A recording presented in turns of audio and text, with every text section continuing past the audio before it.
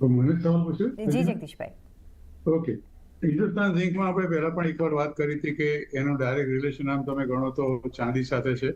અને અત્યારે જે રીતે એનું પ્રોડક્શન છે ઝિંકનું, અને એમાં જે ખાસ કરીને જે સિલ્વરનું છે એ લગભગ 25% જેટલું એનું જે પ્રોડક્શન છે આફ zinc that relates to the use of in silver.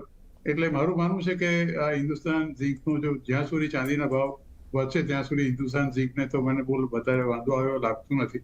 આજે પણ લગભગ તમે જુઓ તો 2.5-3% જેટલો ઉપર છે. સવારે તો 500 રૂપિયાનો ભાવ એ ક્રોસ કરી ગયો હતો. આમ તમે જુઓ તો લગભગ 546 થી 50 ની આસપાસ એનો 52 વીક હાઈ છે.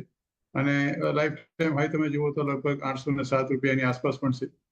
કમ્પેરેટિવલી 25-26ના EPS પર અને લગભગ 17-18ના પ્રાઇસ ટુ અર્નિંગ રેશિયો પર આ શેર ટ્રેડ કરે છે. આને બેઝિકલી ફંડામેન્ટલી આપણે જાણીએ છીએ કે મોટાભાગના વેદાંતાના જે શેરો છે એ તમને ખાસ કરીને રિટર્ન ડિવિડન્ડ પોતે પણ બહુ ખૂબ સારું આપતું હોય છે. એટલે હિન્દુસ્તાન ઝિંકના શેરનો ભાવ તમે જુઓ તો સિલ્વર પ્રાઇસની જોડે સાથે સાથે હંમેશા એના પોતાના ગેઇન પણ આપણે વધતા જ જોયા છે. અને ડિવિડન્ડમાં મેં તમને કહ્યું તે પ્રમાણે આ કંપની હંમેશા અવ્વલ રહી છે. એટલે ખાસું એવું ડિવિડન્ડ આ કંપની આપે છે. અત્યારે છેલ્લું આપ્યું જૂનમાં લગભગ 10 રૂપિયાનું, તે પહેલા 28મી ઓગસ્ટે આપ્યું 19 રૂપિયાનું, 19મી મે આપ્યું તો 10 રૂપિયાનું. એટલે તમે અત્યાર સુધીમાં જુઓ તો લગભગ આ કંપનીએ તમને 39-40 રૂપિયાનું ડિવિડન્ડ તો આપી ચૂકી છે.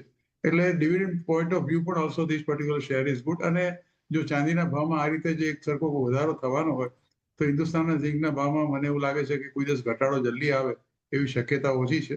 એટલે લાંબા ગાળા માટે તો શેર મારી દ્રષ્ટિએ તો ઇન કનેક્શન વિથ સિલ્વર ચોક્કસ તમારા પોર્ટફોલિયોમાં રાખીને હોલ્ડ કરવો જોઈએ. ઓફકોર્સ મેં તમને કહ્યું તે પ્રમાણે ચાંદીના ભાવમાં સતત વધારો થતો રહેશે એવી એક જ વાતચીત બજારમાં અફવા ફેલાઈ રહી છે. અને મને એવું લાગે છે એમાં અફવામાં તથ્ય પણ છે. તો આ શેર ચોક્કસ તમારા પોર્ટફોલિયોમાં રાખી મૂકજો. જ્યાં સુધી 400 રૂપિયા જે 52 વીક લો તો એનો 380-85 ની આસપાસ છે. એટલે 400 રૂપિયાનો સ્ટોપ લોસ રાખીને લાંબા ગાળા માટે હોલ્ડ કરો. ઓકે, તો 400 રૂપિયાનો સ્ટોપ લોસ